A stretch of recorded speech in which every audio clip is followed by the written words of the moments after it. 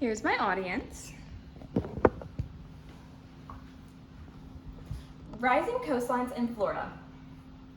Many people have their favorite vacation spot, and this could be in Florida or at any other beach. Most people can picture in their head the clear sunny skies, the squishy sand between their toes, the waves crashing in the background, and the water running over their feet.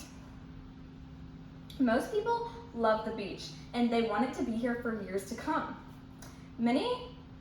Florida's ocean lines are rising, and one day, Florida could be underwater.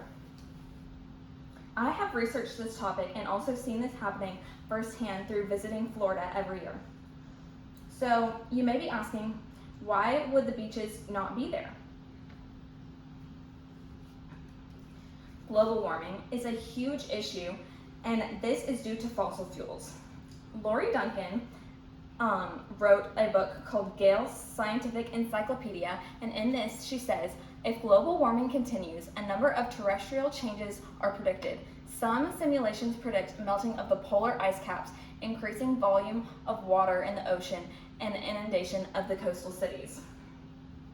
This would make Florida less inhabitable. Widowinski from the University of Miami says that Florida has some of the highest rising sea level rates in the world. So what can we do to stop climate change? Beach nourishment is a great place to start. This is basically just picking up trash along the beach to make sure it stays clean for all of the ocean creatures that inhabit it and the people who are visiting. But unfortunately, this is not enough. This has been done for years in the past and will be done for years to come, but we need to do more. Bob DeLay, the author of Adaptive Response Planning, says that the Department of Environmental Protection and the Florida Action Team are working hard to make sure that Florida's beaches stay what they are today. But not all of the government is united. Governor DeSantis, who's the governor of Florida, has implemented a ban on wind turbines.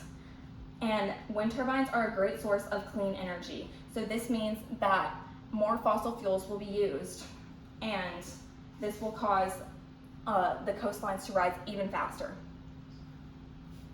So what can we do? Ocean Conservancy is an organization that was put in place to protect the coastlines, and they say that Florida has to protect, restore, and enhance coastal ecosystems and reconstruct their infrastructure so coastal communities can build resilience to sea level rise while nurturing the state's unique biodiversity. This can be done through sustainable development. Most houses in Florida are built way too close to the water. See, these beach homes may look like a fun place to stay, but they're so close to the ocean that if it rises even just a few feet, or if there's a hurricane, those homes could be washed away. Solar energy is also a great way to help prevent global warming because it's using clean energy instead of fossil fuels and greenhouse gases. Many solar panels have been placed on the roofs of houses in Florida to help with sustainable living situations in the future.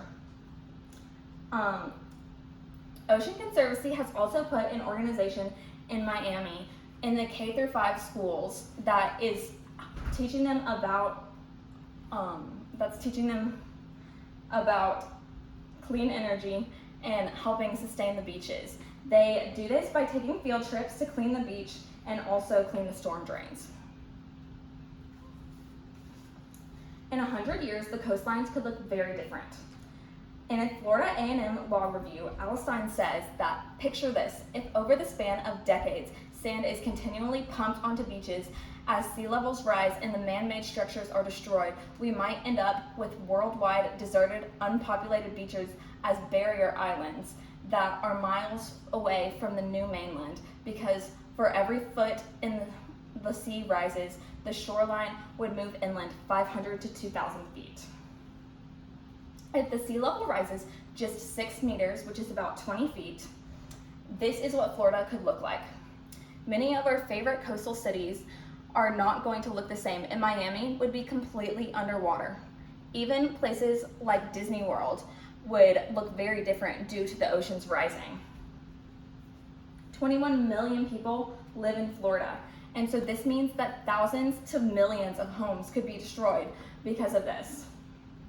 It is also the third largest state population-wise.